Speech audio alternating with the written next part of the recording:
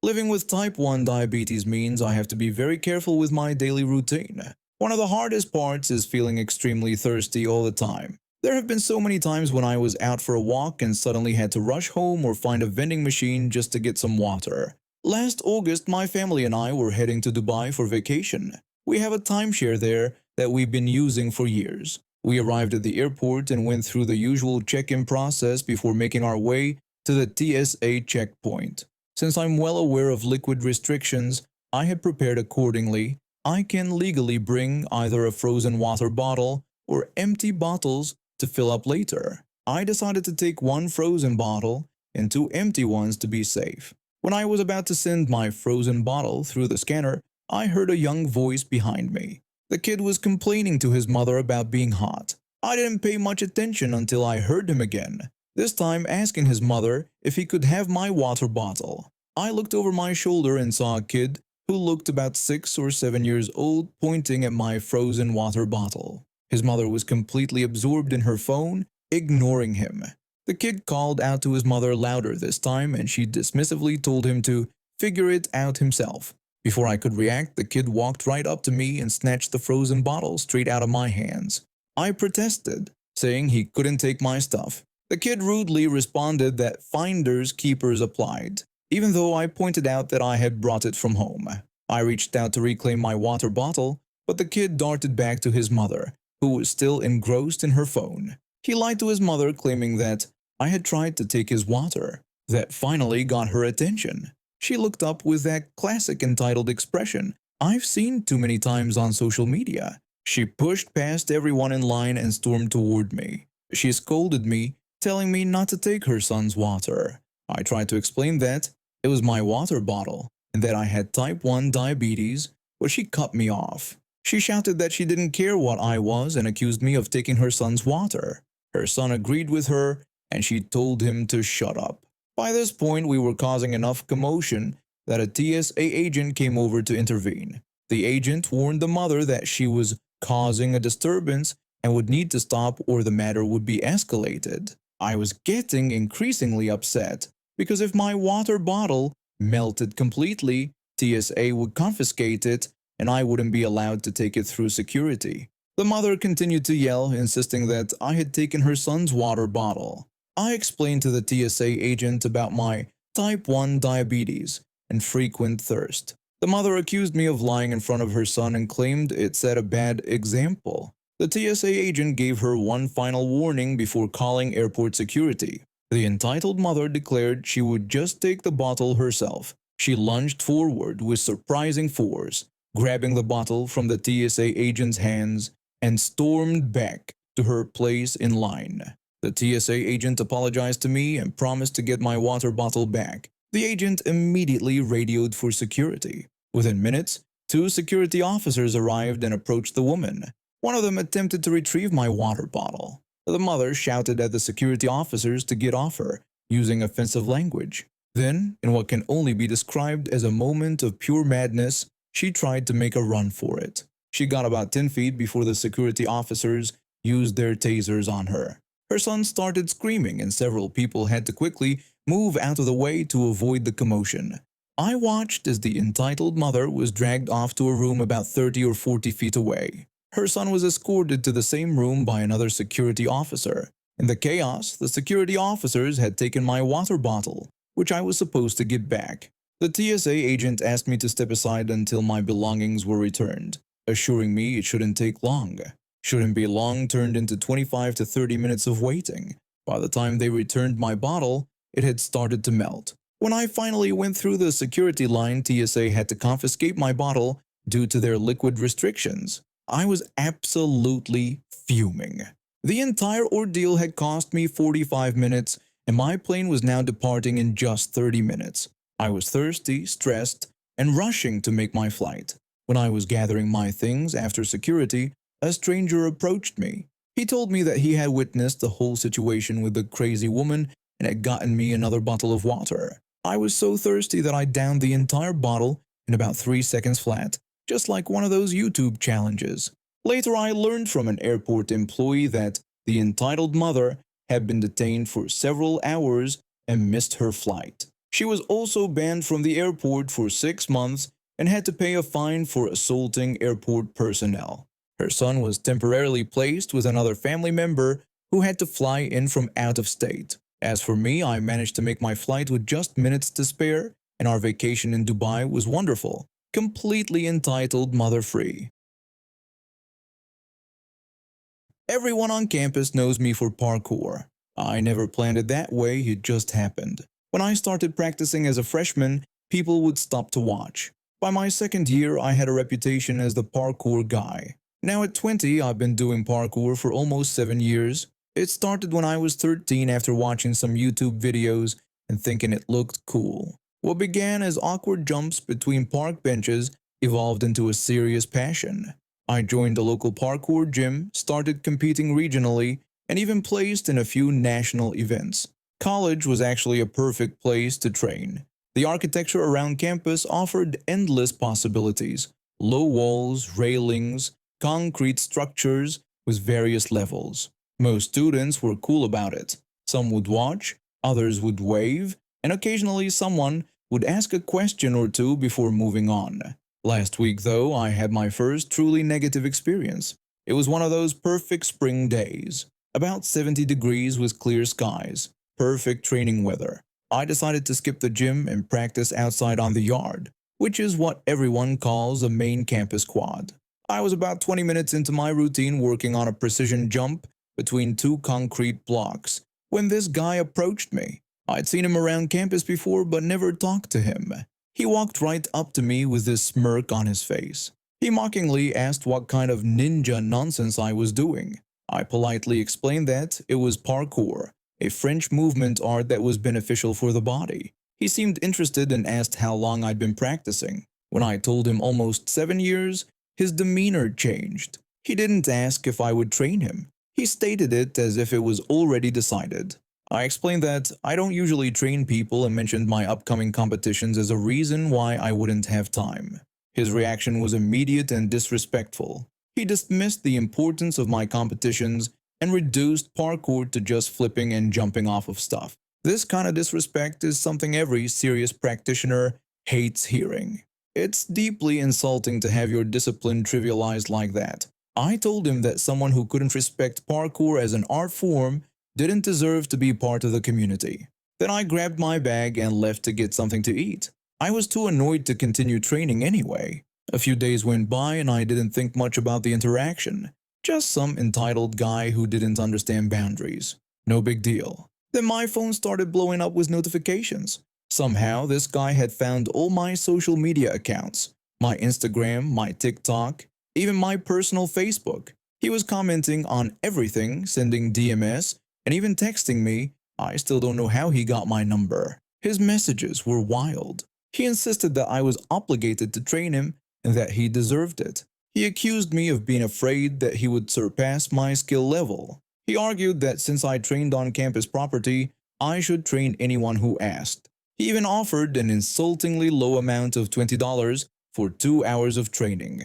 After about 30 messages, I finally responded. I told him I would never train him because of his entitled attitude, disrespect toward parkour, rudeness, and obnoxious behavior. I asked him to stop contacting me.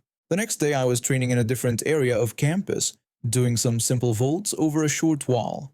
I didn't even notice him approaching until he was right next to me. He confronted me, asking if I was hiding from him and implying I was scared to train him. I repeated my refusal and asked him to leave me alone. He continued to belittle my skills, claiming he could master parkour in just a week. I ignored him and kept practicing. That's when he did something I never expected. He kicked me. Not just anywhere, but directly in my left knee. The same knee where I'd torn my anterior cruciate ligament a few years back. I always wear a brace when I train because of that injury. The pain was immediate and intense. I collapsed to the ground, grabbing my knee and worrying that I'd just lost another year to rehab. When I was on the ground in pain, he mocked my athletic abilities. What he didn't realize was that 2 campus security officers were walking by and saw the whole thing. Within seconds, they had him on the ground and were calling for backup. As they took him away, one officer stayed with me while we waited for medical help. He mentioned being a fan of parkour and having seen some of my videos online.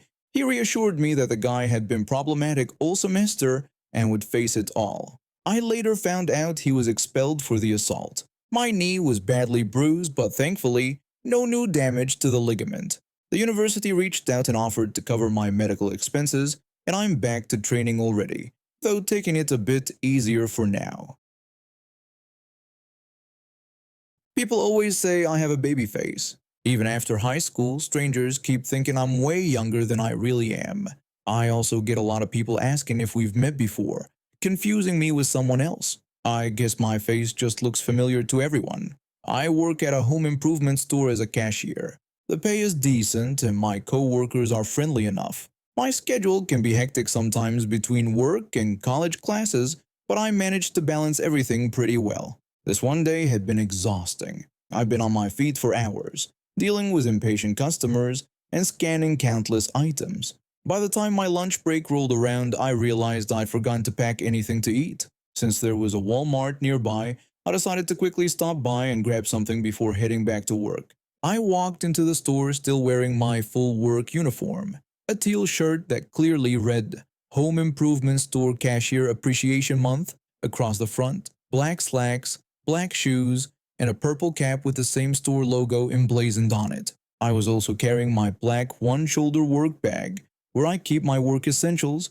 and usually my lunch. After grabbing a sandwich, some chips, and a drink, I paid at the register and was heading toward the exit when a security guard stepped in front of me, blocking my path. The security guard questioned me about whether I had paid for everything in my bag. I responded by holding out my receipt, explaining that I had indeed paid and that he could verify this with the cashier who had just rung me up. He then expressed suspicion about the receipt's authenticity, suggesting it might be fake or from another store. I assured him that I had just finished paying and again suggested he could confirm this with the cashier. The security guard told me that there had been reports of thefts matching my description. I defended myself by explaining that I sometimes shopped there alone but usually came with my family and had never stolen anything.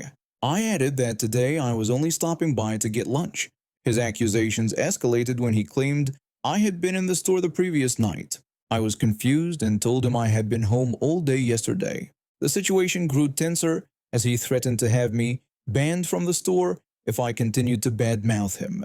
He demanded that I empty my bag and return items he believed I had stolen. I tried to maintain my composure, reiterating my innocence and offering to let him search my bag, explaining that I had just come from work to buy lunch. His patience apparently worn thin, the security guard accused me of repeatedly entering and exiting the store throughout the day with unpaid merchandise. He threatened to call the police and have management permanently ban me from the store. Despite my attempts to reason with him, he radioed for management and another security guard to come detain me. When they arrived, the first security guard immediately told them he had caught the shoplifter they were looking for. I quickly denied this, explaining I was just buying lunch for work and had a receipt to prove it.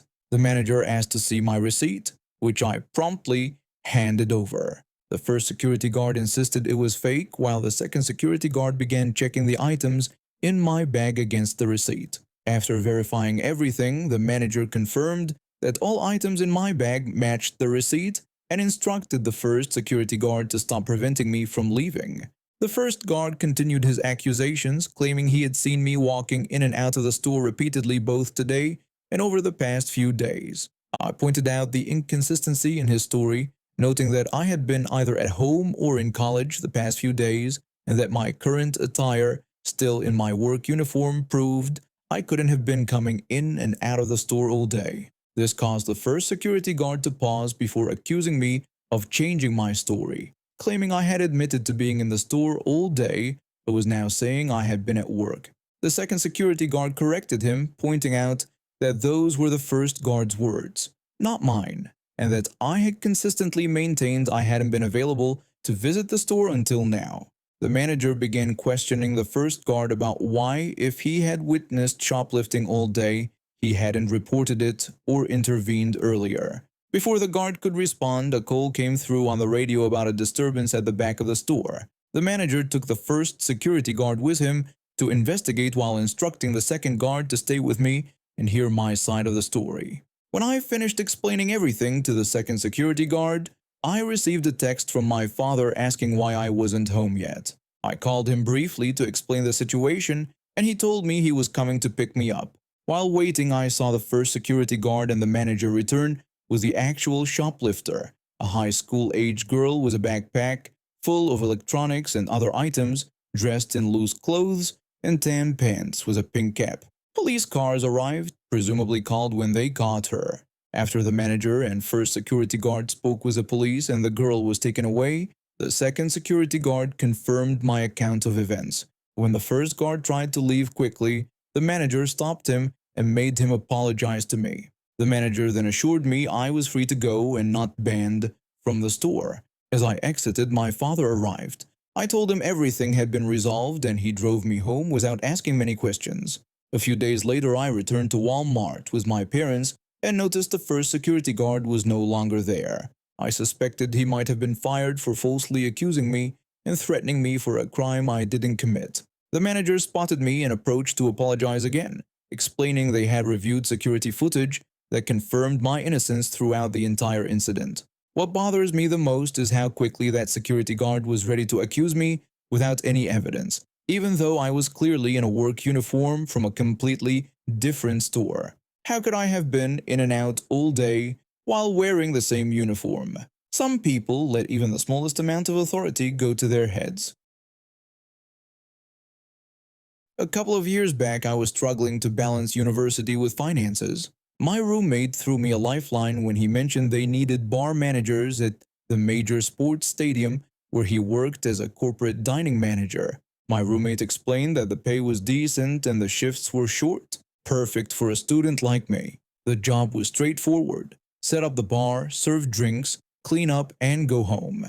The bar was in a members-only section where people paid over $800 a year for privileges like shorter lines and real glassware. Most of my staff were international university students, particularly from India. There was one constant colleague I'll call assistant manager, who was essential to our operation.